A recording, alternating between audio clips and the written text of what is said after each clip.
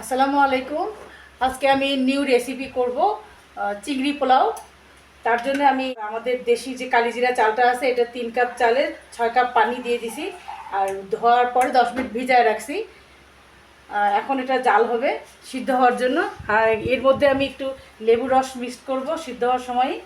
লবণ দিব পরিমাণ মতো, লবণটা একটু চেক করে নেবেন, কারণ এটাতে আমি পানি এক্সট্রা পানি দিই নাই, আমি শুধু পোলাও চালটা সিদ্ধ করে নিচ্ছি।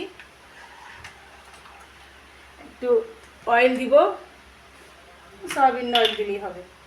ওকে, ভাতটা হয়ে যাওয়া পর্যন্ত আমরা ওয়েট করব। আমাদের ভাতটা সিদ্ধ হয়ে গেছে, এখন আমরা পেঁয়াজ ভাজবো।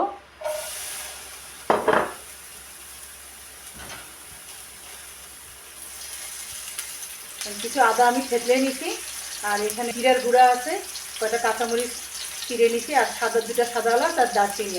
আর কিছু চিংড়ি মাছ আমরা প্রসেস করে নিছি সুন্দর করে। পেঁয়াজটা বেশি লাল করবো না, সফট হওয়া পর্যন্ত ভাজবো আর কি। দারচিনি আর সাদা এলাচ দিব, দিয়ে একটু ভাজে নেব। তারপরে চিংড়ি মাছগুলো দিয়ে দিলাম, কাঁচামরিচ, আদা আর জিরার গুঁড়াটা দিয়ে দিব। একটু রান্না হয়ে গেলে তারপরে আমরা হাফ কাপ দুধ, 2 টেবিল চামচ ইয়োগার্ট মিক্স করে নিয়ে রাখছি, বাস এখন এগুলো দিয়ে দেবো ভিতরে। এটা বেশি মশলা দিয়ে রান্না করা যায় না, এটা আপনি একদম সফট করে রান্না করবেন, বেশি মশলাদার যেন না হয়। চিংড়ি মাছের ফ্লেভারটা যেন খুব ভালো করে বোঝা যায়। চিংড়ি মাছের ঝোলটা প্রায় অল্প হয়ে আসছে, এই মাখা মাখা অবস্থায় আমরা ভাতটা এর মধ্যে দিয়ে দেবো। এটা লো হিটে দিয়ে দিলাম।